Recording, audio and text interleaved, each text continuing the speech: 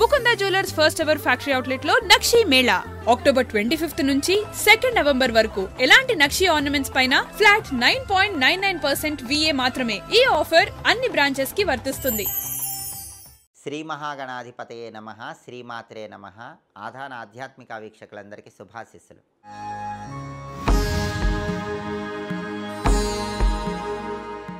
పరమ పవిత్రమైన కార్తీక మాసంలో అష్టదరిద్రాలు తొలగిపోయి అష్టైశ్వర్యాలు కలగాలంటే ధనదీపం లక్ష్మీ దీపాన్ని ఎలా వెలిగించాలో, కార్తీక మాసంలో లక్ష్మీ కటాక్షం కలగటానికి ధనదీపం లక్ష్మీదీపం వెలిగించడంతో పాటుగా విష్ణు ఆలయంలో ఎలాంటి విధి విధానాలు పాటించి లక్ష్మీనారాయణల సంపూర్ణమైన అనుగ్రహానికి సులభంగా పాత్రలం కావచ్చో ఈ వీడియోలో మనం తెలుసుకుందాం.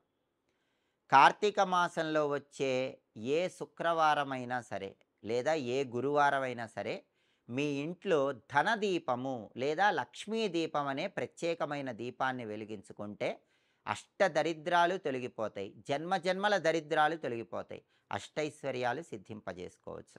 ఈ ధనదీపం లక్ష్మీ దీపం ఇంట్లో వెలిగించాలంటే ముందుగా మీ ఇంట్లో పూజ గదిలో గజలక్ష్మీదేవి ఫోటో లేదా ధనలక్ష్మీదేవి ఫోటోకి గంధం బొట్లు కుంకుమ బొట్లు పెట్టి ఆ లక్ష్మీదేవి ఫోటో దగ్గర ఒక పీట ఏర్పాటు చేసుకోండి. ఆ పీటకు పసుపు రాసి కుంకుమ బొట్లు పెట్టండి. ఆ పీట మీద లక్ష్మీదేవికి ఇష్టమైన ముగ్గు వేయాలి. లక్ష్మీదేవికి అన్ని ముగ్గుల కంటే అష్టదళ పద్మం ముగ్గు అంటే ఇష్టం, స్వస్తిక్ ముగ్గు అంటే ఇష్టం. కాబట్టి ఆ పీట మీద అష్టదళ పద్మం ముగ్గు అంటే 8 దళాలున్న పద్మం ముగ్గు వేయండి. స్వస్తిక్ ముగ్గు కూడా వేయండి.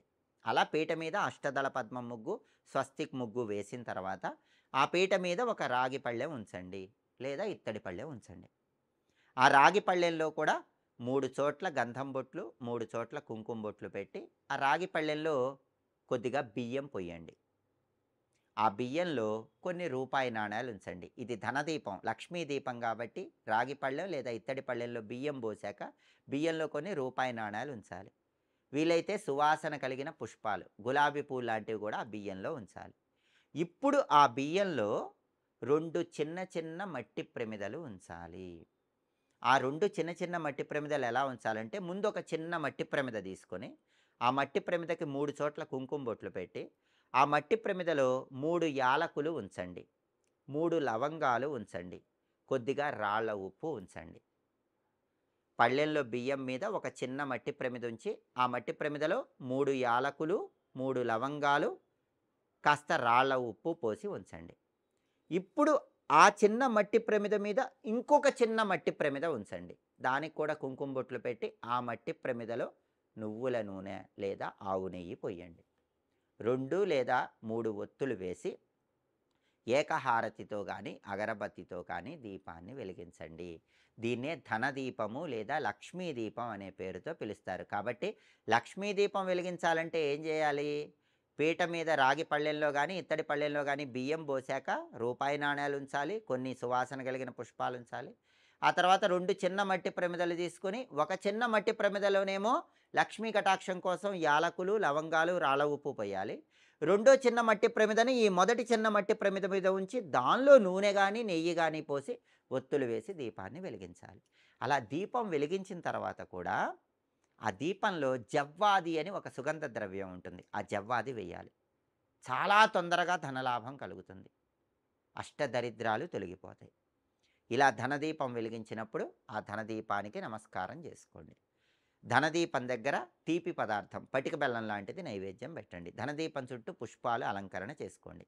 ధనదీపం కొండెక్కిన తర్వాత ఏం చేయాలి? ధనదీపం కొండెక్కిన తర్వాత మొదటి చిన్న మట్టి ప్రమిదలో ఉన్నటువంటి 3 యాలకులు 3 లవంగాలు రాళ్ళ ఉప్పు ఎవరు తొక్కని చోట చెట్టు మొదట్లో వేయండి. అలాగే రాగి పళ్ళెము లేదా ఇత్తడి పళ్ళెంలో పోసినటువంటి బియ్యాన్ని నానబెట్టి ఆవులకు తినిపించవచ్చు, లేదా పక్షులకు ఆహారంగా వేయచ్చు, లేదా ఆ బియ్యంతో పొంగలి తయారు చేసుకుని అమ్మవారికి నైవేద్యంగా పెట్టి కుటుంబంలో సభ్యులందరూ ప్రసాదంగా స్వీకరించవచ్చు. ఆ బియ్యంలో ఉంచిన రూపాయి నాణ్యాలు ఏం చేయాలి?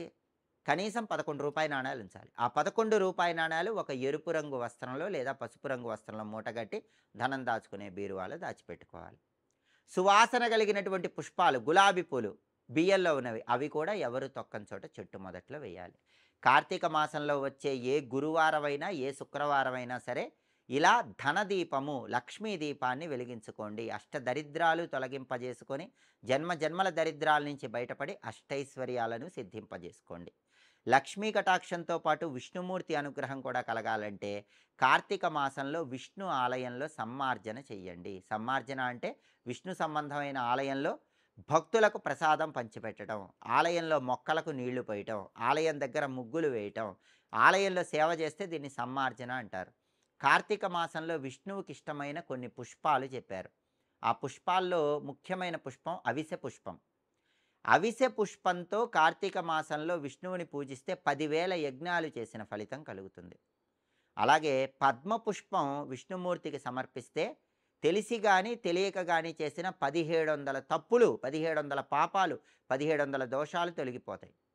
అలాగే మొగలి పువ్వు ఒక్కటి కార్తీక మాసంలో విష్ణువుకు సమర్పిస్తే 1000 జన్మల్లో విష్ణువుని పూజించిన ఫలితం కలుగుతుంది. కాబట్టి కార్తీక మాసంలో ఒక పద్మ పుష్పమైనా, ఒక మొగలి పువ్వైనా, ఒక అవిసె పుష్పమైనా విష్ణువుకు సమర్పించండి. మల్లెపూలతో పూజ చేస్తే పాపాలన్నీ తొలగిపోతాయి. ఇలా ప్రత్యేకమైన పుష్పాలతో విష్ణువుని పూజించండి. అయితే ఏ పూజ చేయలేని వాళ్ళు విష్ణు ఆలయానికి కార్తీక మాసంలో నడిచి వెళ్ళండి. కార్తీక మాసంలో విష్ణు సంబంధమైన ఆలయానికి, రాముడు, కృష్ణుడు, నరసింహస్వామి, వెంకటేశ్వర స్వామి ఇలా విష్ణు సంబంధమైన ఆలయానికి నడిచి వెళితే ఒక్కొక్క అడుగుకి ఒక్కొక్క అశ్వమేధ యాగం చేసిన ఫలితం కలుగుతుందని స్కాంద పురాణంలో చెప్పారు. అలాగే కార్తీక మాసంలో ఏమీ చేయలేకపోయినా విష్ణు ఆలయంలో దండ ప్రమాణం చేయండి, సాష్టాంగ నమస్కారం చేయండి. అది ఎంతో ఇష్టం విష్ణువుకి. కార్తీక మాసంలో సాష్టాంగ నమస్కారం చేస్తే చాలా ఇష్టం. మగవాళ్ళు సాష్టాంగ నమస్కారం చేయాలి, ఆడవాళ్ళు మామూలు నమస్కారం చేయాలి. సాష్టాంగ నమస్కారం మగవాళ్ళు చేస్తే అన్ని కష్టాలు విష్ణుమూర్తి పోగొడతాడు.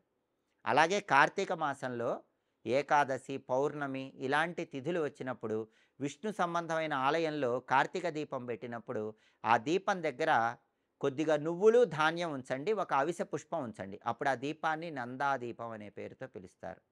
మామూలుగా అందరూ కార్తీక మాసంలో రాముడు, కృష్ణుడు, నరసింహస్వామి, వెంకటేశ్వర స్వామి లేదా విష్ణు సంబంధమైన ఏ ఆలయంలోనైనా సాయంకాలం పూట దీపాలు పెడతారు. కానీ ఎవరు కూడా ఆ దీపం దగ్గర అవిసె పుష్పం ఉంచరు, నువ్వులు, ధాన్యం ఉంచరు.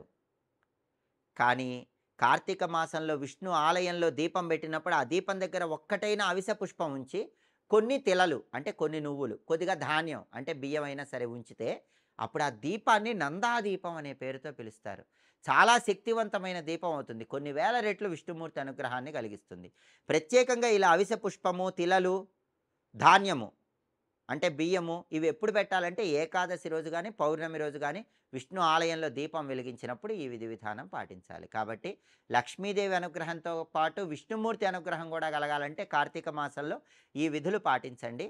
అయితే దేవాలయానికి వెళ్ళటం వీలు కాని వాళ్ళు మాత్రం కార్తీక మాసంలో వచ్చే గురువారము, శుక్రవారం ఎప్పుడైనా ధనదీపం, లక్ష్మీదీపం వెలిగించి మీకున్న సమస్త దరిద్రాలు పోగొట్టుకొని సమస్త శుభాలను సిద్ధింపజేసుకోండి. ఇంకా ఇలాంటి ఆసక్తికరమైన విశేషాంశాలు తెలుసుకోవాలనుకుంటున్నారా? అయితే ఆధాన ఆధ్యాత్మిక ఛానల్ని తప్పకుండా సబ్స్క్రైబ్ చేసుకోండి. సర్వే జనాః సుఖినో భవంతు. స్వస్తి.